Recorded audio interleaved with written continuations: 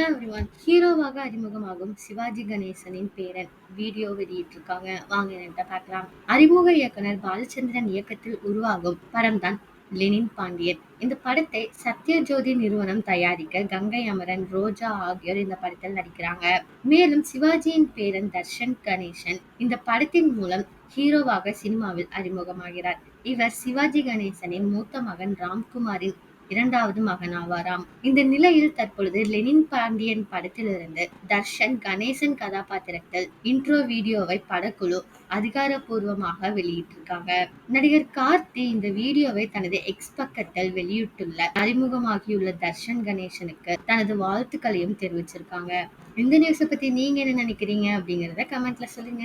இதே மாதிரி latest cinema news update தெரிஞ்சுக்கணும்னா இந்த சேனலை சப்ஸ்கிரைப் பண்ணிக்கோங்க.